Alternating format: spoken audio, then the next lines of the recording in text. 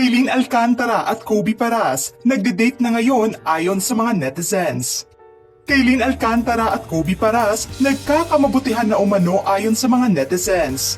Dahil nasa pagkakapareho ng mga post nila online, sigaw ng mga netizens ngayon. New couple alert na nga ba ito? Mainit na pinag-usapan ngayon ang dating rumors ng aktres na si Kaylin Alcantara at basketball player na si Kobe Paras. Pansin kasi ng mapanuring mata ng mga netizens na nagkakaroon umano ng sekretong date ang dalawa.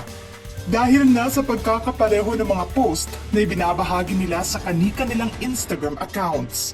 Sa Instagram story kasi ng basketballista na si Kobe, ay makikitang nasa isang restaurant nga ito kasama ang mga chefs. Habang may bouquet of flower naman itong nakapatong sa naturang table na siyang aninag naman sa larawang ibinahagi nito. Samantalang sa IG account naman ni Kaylin ay tila may pagkakahawig ang larawang ibinahagi ng aktres kung saan makikita nga ang pag-flex nito sa mga pagkain sa isang restaurant maging ang naturang angle na kagaya sa ibinahagi ng basketballista.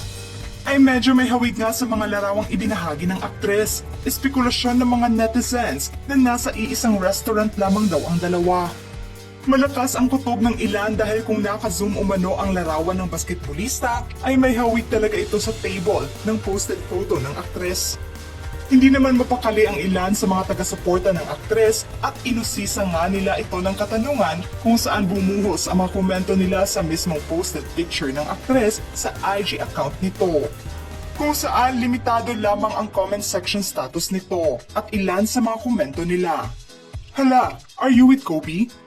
Kung tunay man yung date niyo ni Kobe, kami ang naaawa sa'yo. Choose na lang ng ibang guy, wag na lang yan. Or pahinga muna about love life kung yan lang naman si Kobe. Basta, di namin feel yan siya. Wow, mukhang may nagpapa-inspire ngayon kay Kaylin. Downgrade si Kobe. Tila hindi nga nagustuhan ng mga taga-suporta ni Kaylin ang pagkakalink sa kanya ngayon kay Kobe Paras. Dismayado umano sila kung saan hirit pa ng isang netizen na gamitin umano nito ang kanyang utak. Dahil sayang kung mapupunta lang ito sa lalaking katulad umano ni Kobe. Mas lalo naman daw itong pagtatawanan ng mga Legaspi. Para sa mga fans ng aktres ay red flag umano ang basketballista. Kung nais man daw nitong magkaroon ng relasyon ngayon ay tiyak na may pangit na reaksyon di umano ang Legaspi family laban sa kanya. Depensa naman ng ibang netizens na hayaan nila ang pribadong buhay ng aktres at huwag umano itong pangunahan. Wala namang problema kung tunay na may relasyon nga ang dalawa at sana ay respetuhin na lamang daw ito. Napag-alaman kasi ng ibang mga netizens na hindi gaanong maganda ang estado ng relasyon ng basketballista sa mga naging karelasyon nito sa ibang kasintahan niya.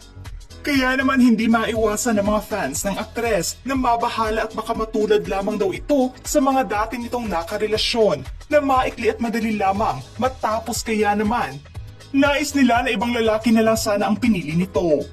Matatanda ang nagkaroon ng huling relasyon si Kobe kay Erica Portunac, ang anak ng aktres na si Ina Raimundo. Samantalang si Kaylin naman ay matagal nang nalink kay Mavi Legaspi. At napabalita ang naghiwalay na nga sila dahil nasa hindi isinapublikong rason. Kung matatandaan naman na sobrang malapit sa isa't isa si Kaylin at ang aktor na si Andre Paras, ang kapatid ni Kobe Paras. Kaya naman daw hindi umano malabo na magkaroon ng relasyon ang dalawa ngayon. Naging tahimik at walang imik sa ngayon ang kampo ni na Kaylin at Kobe tungkol na sa espekulasyon ng relasyon nila.